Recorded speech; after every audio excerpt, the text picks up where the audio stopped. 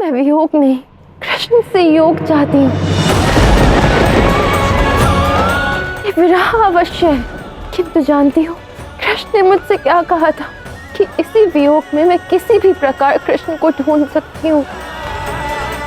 समझने का प्रयास करो। राधा कृष्ण को साथ तो अब मैं भी देखना चाहती हूँ।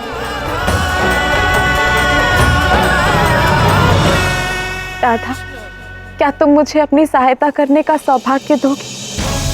नहीं जाम्बती, तुम्हें कृष्ण की द्वारका को संभालना है। द्वारका की जो व्यवस्था है वो तुम्हें देखनी है। स्मरण है कृष्ण की इच्छा क्या थी कि उसकी प्रजा सदैव सुखी रहे, प्रसन्न रहे। उसका ध्यान रखना जाम्बती।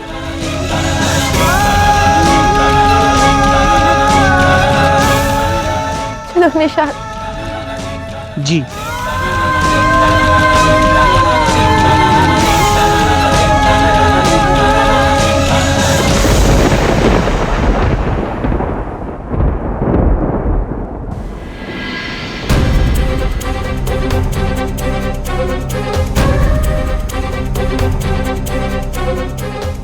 माता, मुझे विश्वास नहीं था कि पिताश्री की अनुपस्थिति आपके नेत्रों में अश्रु ला सकती।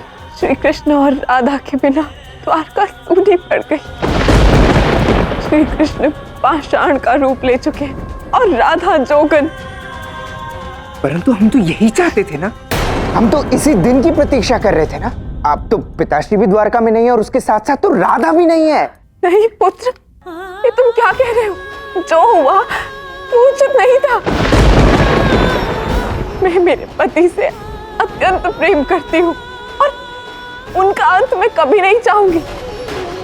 मैंने कभी इस नर्क की आकांक्षा भी नहीं की। ये माता को हो क्या गया है? मैं तो ये जान कर ही रहूंगा कि माता का हृदय परिवर्तन किस कारण से हुआ है।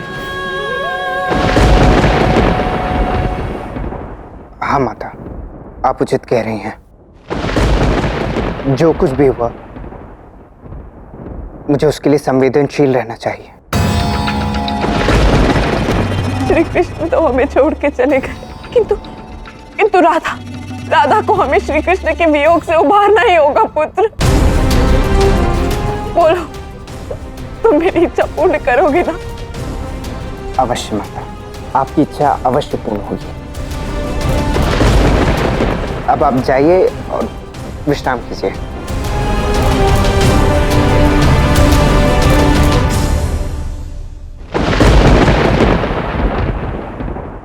आर्यसाम, ये आप क्या कर रहे हैं? क्या आप सच में माता श्री की ये इच्छा पूर्ण करेंगे? नहीं, मैं राधा की सहायता कदापि नहीं करूंगा। अब माता राधा के लिए द्रवित है, परंतु ये भी तो हो सकता है कि राधा द्वारकाधीश को पुनः द्वारका में लाने का कोई उपाय ढूंढ रही हो, और ये मैं कदापि नहीं चाहता। परंतु मैं करूं भी तो क्या करूं? माता का हृदय रखने के लिए मुझे ही कहना पड़ा। आइए आइए श्री राधा।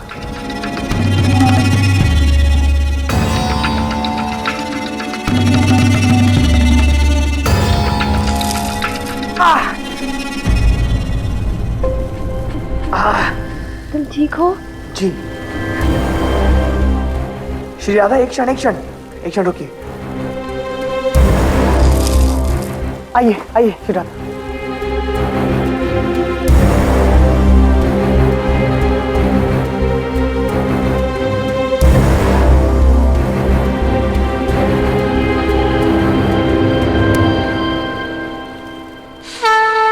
श्री राधा, यही है वो प्राचीन शिव मंदिर। परंतु ये मंदिर तो अत्यंत ही जीर्ण अवस्था में लग रहा है। यहाँ समय व्यतीत करना अत्यंत ही कठिन होगा। हमें वापस लौट जाना चाहिए। चलिए। नहीं निषाद, मैं लौटने के लिए नहीं, आगे बढ़ने के लिए यहाँ तक आई हूँ, और मैं कृष्ण को लिए बिना यहाँ से नहीं लौटूंगी।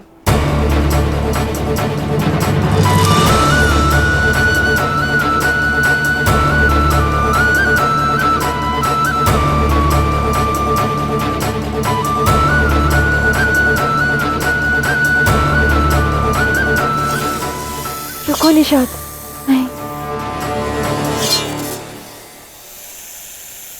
श्री राधा, यहाँ कई संकट हैं। विषैले सर्प और अन्य जीव जंतु, इन सब के मध्य आप यहाँ कैसे रहेंगी? निशाद, ये सब भी तो महादेव की शरण में ही है ना। यहाँ आने वाले किसी भी शरणगात को किसी का भय नहीं होगा, कोई संकट नहीं होगा, क्योंकि ये साक्षात महादेव का स्थान है। तो भला कैसा भय?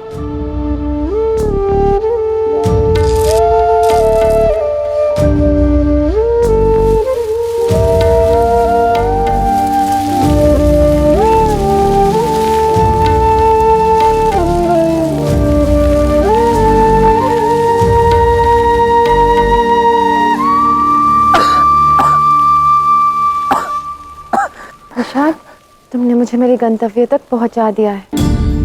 अब तुम प्रस्थान करो। नहीं श्री राधा, मैं आपको यहाँ ऐसे छोड़कर नहीं जा सकता। मैं यहाँ आपकी सुरक्षा करने के लिए आया हूँ। मैं यहीं कहीं निवास करके आपकी सहायता कर लूंगा। निशाद, मैं जानती हूँ कि तुम चिंतित हो, किंतु चिंता की कोई बात नहीं है। ये महादेव का मंदिर है और मैं तो तुम्हारी माता समान हूँ ना, तुम्हें मेरी आज्ञा का पालन तो करना ही होगा। जहाँ महादेव हो वहाँ भला कैसा भय?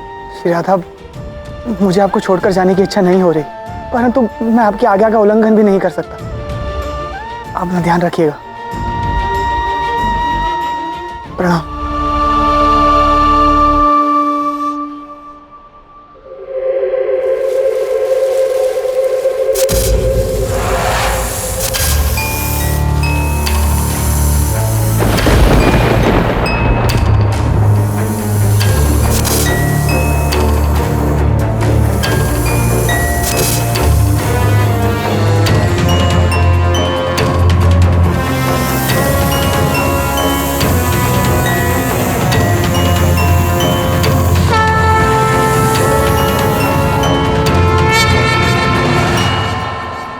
कृष्ण, वो अद्भुत क्षण समीप है जब हम दोनों साथ में होंगे।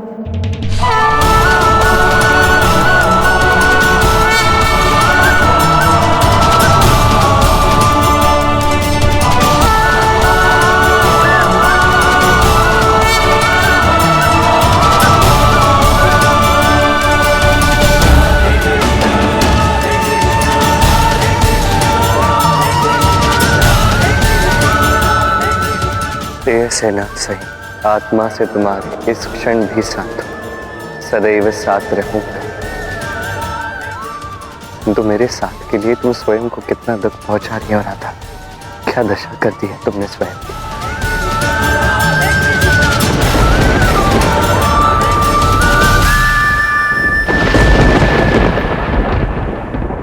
ये राधा किस अंतिम क्षण के विषय में बात कर रही है? वो क्या करने वाली है? राधा परम त्याग करने वाली है। परम त्याग अर्थात? कृष्ण का त्याग, कृष्ण के लिए। राधा कृष्ण को त्याग देगी? ये कैसे संभव है? संभव तो नहीं है गौरी, परंतु इसे संभव बनाएंगी देवी राधा। राधा कृष्ण को त्याग देगी तो उनका आज तक का किया हर कर्म मिथ्या नहीं हो जाएगा, प्रेम के विरुद्ध नहीं हो जाएगा? कदाचित देवी राधा को यह त्याग करने की आवश्यकता ही नहीं होनी चाहिए थी। वास्तविकता यह है गौरी कि समय चक्र के समक्ष सब विवश है, कोई कुछ नहीं कर सकता। नहीं महादेव, आपके आराध्य कर सकते हैं, रोक सकते हैं, परंतु यहां वो केवल एक दृष्टा है गौरी, केवल एक दर्शक के रूप में सारा घटनाक्रम देखेंगे, परंतु उसमें हस्तक्षेप नहीं करेंगे, क्योंकि वो जानते हैं कि इस अवसर पर कुछ भी करना उचित नहीं होगा। तो क्या श्री कृष्ण मूक दर्शक बनकर राधा को स्वयं को त्यागते देखेंगे? गौरी, कई बार प्रेमियों के जीवन में इस प्रकार के क्षण भी आते हैं, परंतु जानती हो इस प्रकार के क्षणों के अंत में क्या होगा, ये ना कोई देवता ना ही कोई परम शक्ति कह सकती।